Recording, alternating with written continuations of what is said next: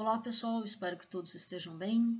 Vamos começar então a segunda parte dos nossos vídeos sobre Excel. E nesse vídeo nós vamos falar um pouco sobre como fazer gráficos, formatar corretamente os gráficos e fazer ajuste de funções a dados experimentais. Então vamos iniciar. Esses dados experimentais que eu estou mostrando para vocês, ele veio da análise do movimento de uma esfera num plano horizontal. Essa análise foi feita com o programa Tracker, que traz para a gente, então, os dados de posição em função do tempo ao longo de todo o movimento dessa esfera. Como nós fazemos para adquirir esses dados no Tracker, é um assunto de um próximo vídeo que nós vamos fazer em breve, ok? Esses dados vêm do Tracker, então, e nosso objetivo é exatamente analisar o movimento dessa esfera. Como nós vamos ver, o movimento dessa esfera ele vai ser retilíneo e uniforme, que vai ser exatamente as conclusões que nós vamos chegar ao analisar esse gráfico. Então, vamos lá fazer o gráfico.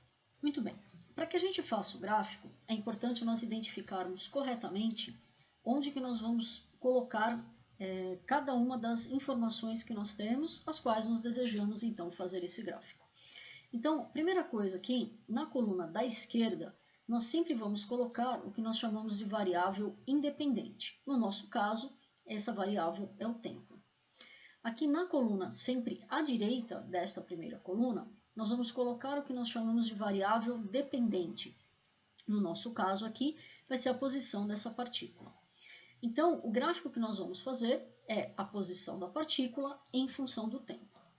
Aqui vale a pena a gente fazer um pequeno comentário que para o Excel, sempre que nós estivermos tratando da variável dependente, ele sempre vai considerar essa variável, ele sempre vai nomear essa variável como sendo y.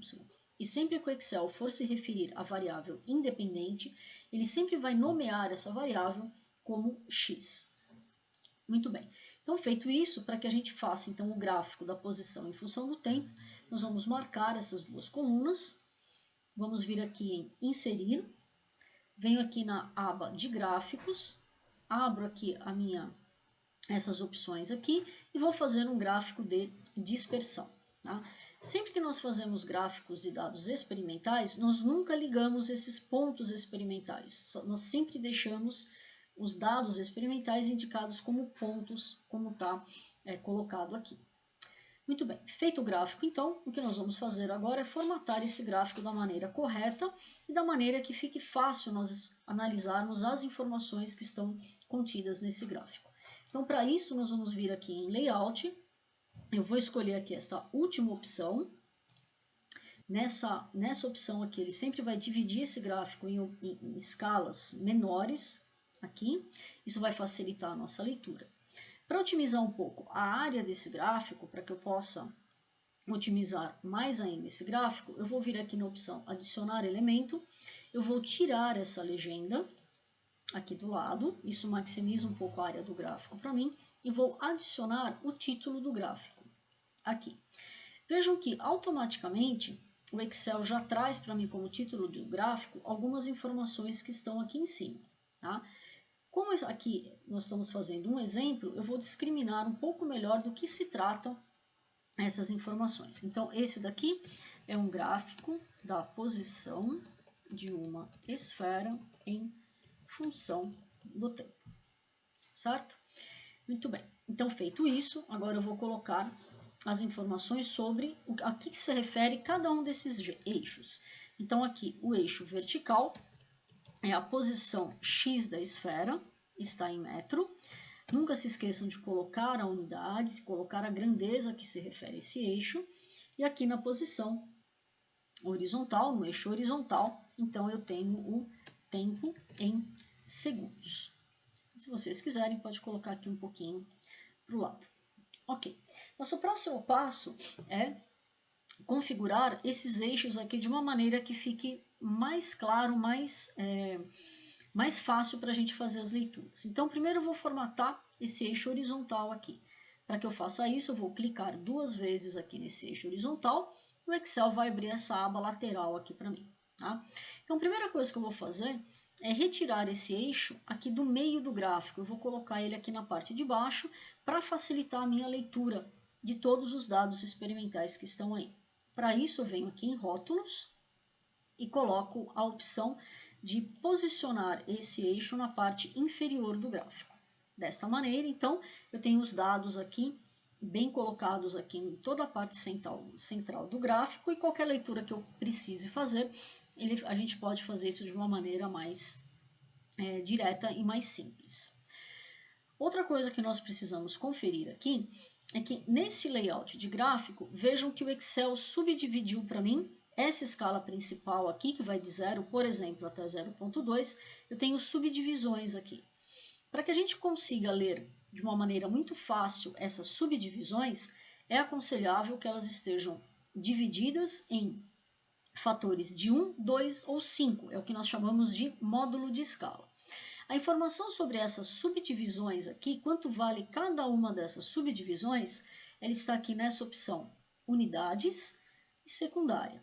Tá? Vejam aqui que cada subdivisão é 0,04. Então, para facilitar a minha leitura, ou eu coloco 0,01, e aí vejam que ele criou várias subdivisões. Se ficarem muitas subdivisões, eu posso trocar para 0,02 ou 0,05. Então, os módulos de escala que nós utilizamos são sempre fatores, né, ou múltiplos de 1, 2 ou 5, ok? E aí é uma escolha daquilo que vai ficar mais fácil a nossa leitura. 0,05 é adequado aqui para que a gente possa, então, fazer uma boa leitura, caso seja necessário fazer a leitura dessas escalas intermediárias. Posso fazer a mesma coisa aqui para o eixo vertical, tá? Então, aqui, essa nossa divisão secundária é 0,1, né? Isso já é bastante adequado aqui para que a gente faça a leitura desse gráfico. Ok, então, nesse momento, nós fizemos todas as etapas de formatação do gráfico. Então, marquei as duas colunas, gerei um gráfico de dispersão, adicionei o título do gráfico, né, e os eixos, a posição e o eixo vertical, que é a posição, e o eixo horizontal, que é o tempo. Então, agora o nosso próximo passo é ajustar uma função matemática a esses dados. Se nós tivéssemos analisado o vídeo dessa bolinha, nós poderíamos perceber, né, é bastante evidente isso no vídeo, nós vamos fazer isso depois, mas é bastante evidente que a bolinha ela tem um movimento retilíneo uniforme, ou seja, no trecho que foi analisado, a velocidade é constante dessa partícula. Então, para um gráfico de posição em função do tempo para um movimento retilíneo uniforme, o que nós fazemos então é ajustar uma reta, que é exatamente o comportamento desses dados. Então, para que eu faça isso, eu venho aqui, clico em cima dos dados experimentais, clico com o botão da direita do mouse e venho aqui, ó, adicionar linha de tendência. Ok. Então, claramente esses dados são lineares, então eu vou optar aqui pela função um ajuste linear. Vou pedir para o Excel exibir a equação do gráfico, então esta aqui é a equação matemática ajustada pelo Excel. E vou pedir também que ele mostre para mim o fator que nós chamamos o R quadrado. Daqui a pouquinho eu vou explicar um pouco melhor o que é esse R quadrado. Ok.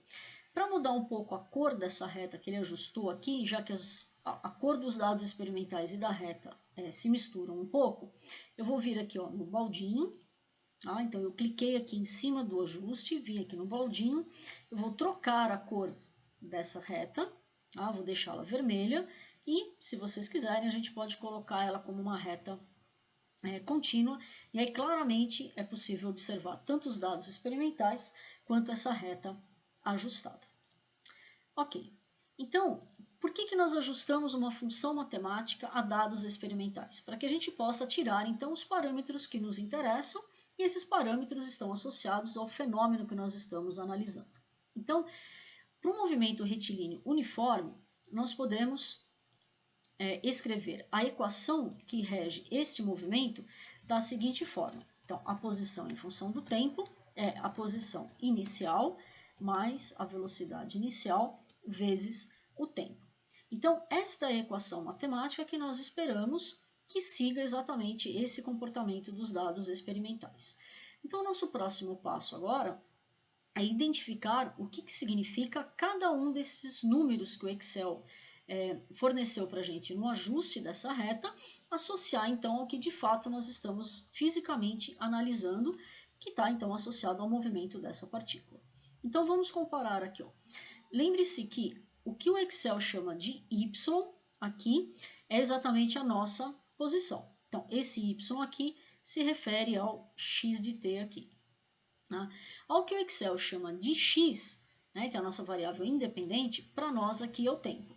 Então esse x que está aqui é exatamente a variável t que está aqui. Ok? Portanto, comparando essas duas equações, este número que está aqui, ó, menos 0,1511, é exatamente a posição inicial da partícula, que é o x0, que é o que nós chamamos no ajuste da reta o coeficiente linear. Lembre-se que o coeficiente linear é exatamente o ponto que corta aqui o eixo y no tempo t igual a 0. Tá? Então, o coeficiente linear é onde passa o eixo y aqui, que no nosso caso é a posição, para o x igual a 0, que no nosso caso é o tempo. Ou seja, esta é a posição inicial. Esse outro número que está aqui, 0,2191, é a velocidade inicial da partícula. Bom, então, o que nós fizemos? Pegamos aqui dados experimentais, fizemos o gráfico, pedimos então que o Excel ajuste uma função matemática para a gente, e essa função matemática nos dá então os parâmetros associados ao movimento da partícula que nós estamos analisando. Ok, vamos agora fazer um segundo exemplo. Da mesma forma que nós analisamos o movimento dessa bolinha com o movimento retilíneo uniforme, eu tenho aqui a análise de uma outra esfera, só que agora essa esfera possui um movimento retilíneo uniformemente variado. Como é que nós sabemos isso? Analisando o vídeo e também observando o resultado do gráfico que nós vamos obter aqui. Então, da mesma forma, eu vou marcar as duas colunas, vou vir aqui na opção Inserir, na aba Gráficos, e faço um gráfico de dispersão, lembrando sempre que nós não devemos ligar os pontos quando fazemos um gráfico. Vou fazer exatamente os mesmos procedimentos anteriores, então venho em Layout, escolho esta formatação para que eu tenha as subdivisões aqui indicadas, vou tirar a legenda para otimizar a área do gráfico e vou adicionar um título para que o gráfico tenha a explicação daquilo que se trata esses dados experimentais. Então, gráfico da posição de uma esfera em função do tempo. Ok.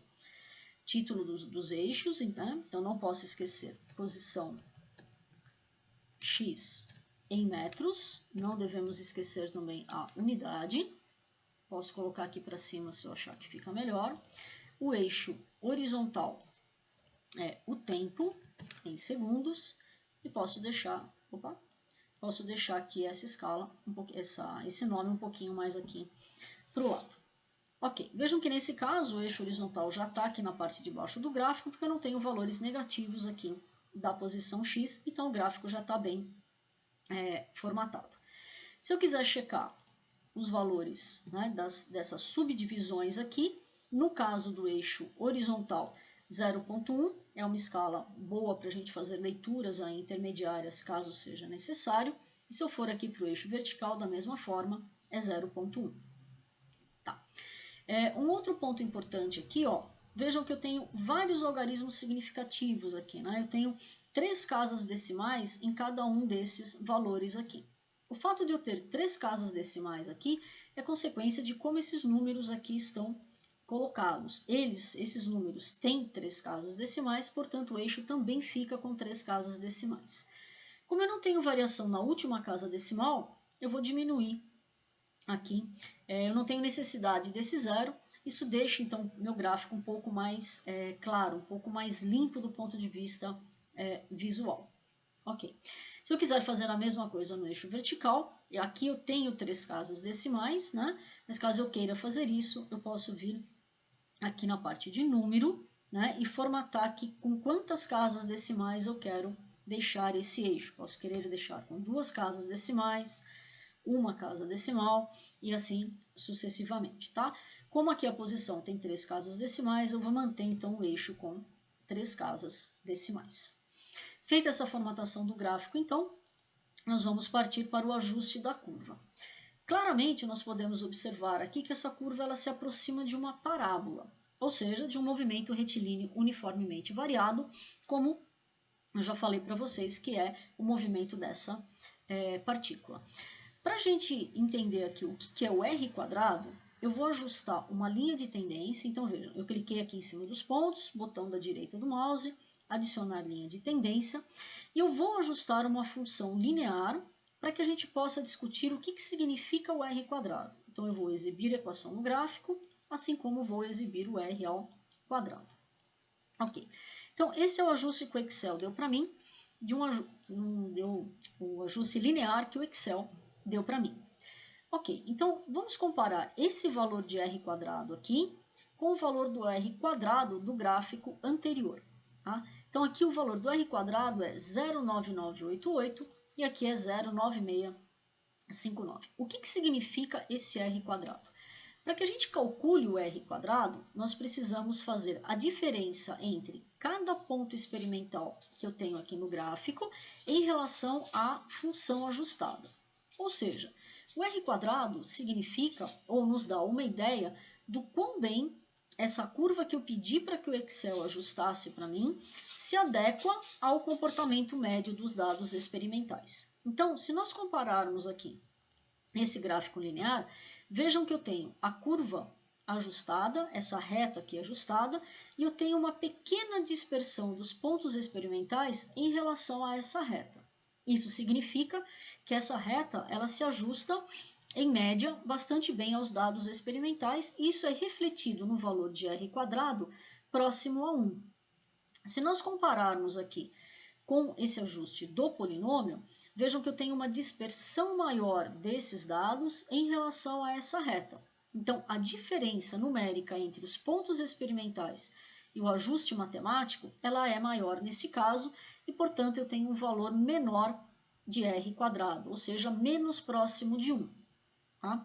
Então, o valor do R quadrado significa para a gente que eu tenho que olhar se a curva matemática que eu pedi que fosse ajustada, de fato se adequa bem aos dados experimentais.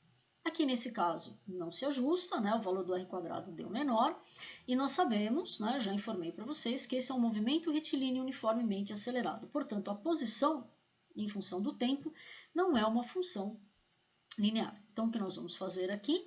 Conhecendo o comportamento, a equação matemática de um movimento retilíneo uniformemente acelerado, nós vamos ajustar um polinômio que, por default, o Excel nos fornece 2 aqui.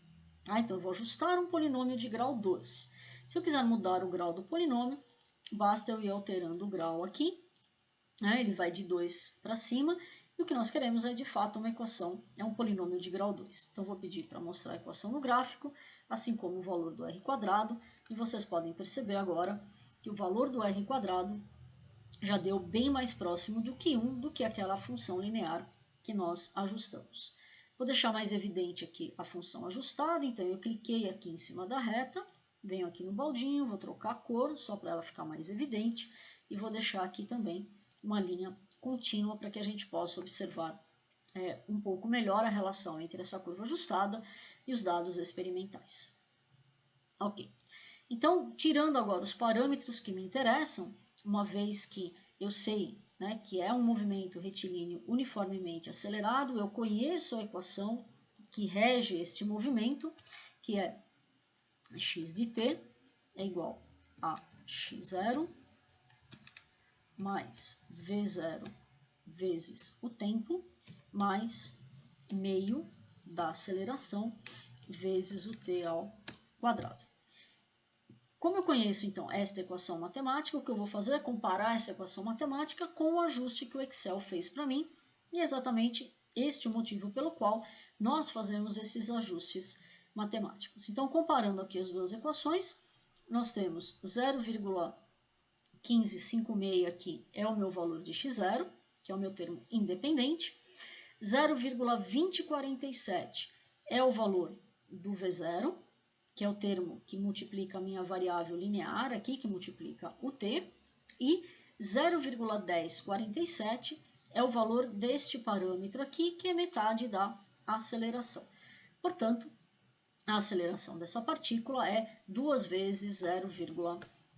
1047. Então, comparando aqui a equação ajustada pelo Excel e a equação que nós esperamos que seja aquela que rege o movimento dessa partícula, nós tiramos todos os parâmetros físicos que nos interessam para a análise desse movimento. Espero que tenha ficado claro. Muito bem. Se você ficou curioso como sobre nós podemos calcular o valor do R², eu recomendo então que você assista a esse vídeo aqui do Khan Academy. Nesse vídeo aqui eles são bastante detalhistas quanto a como o R² é calculado, assim como o significado dele. Então, se você quiser saber um pouquinho mais sobre esse parâmetro, assista esse vídeo. Uma outra dica importante é que se você quiser saber um pouquinho mais para o Excel, tem duas formas muito simples de você aprender um pouco mais sobre o Excel. A primeira forma é você olhando direto no Help do Excel no site da Microsoft, escreva lá qual é a função que você quer, exatamente aquilo que você está tentando fazer com o Excel, e esse link aqui vai te trazer essas informações. Uma outra forma que é bastante eficiente e vai te trazer outros sites, escreva explicitamente o que você quer fazer no Excel aqui na barra de busca do Google, e o próprio Google vai trazer para você vários sites que vão te ensinar a fazer muitas coisas diferentes aí em função da sua necessidade. Então, espero que o vídeo tenha sido útil. Um abraço a todos e fiquem bem.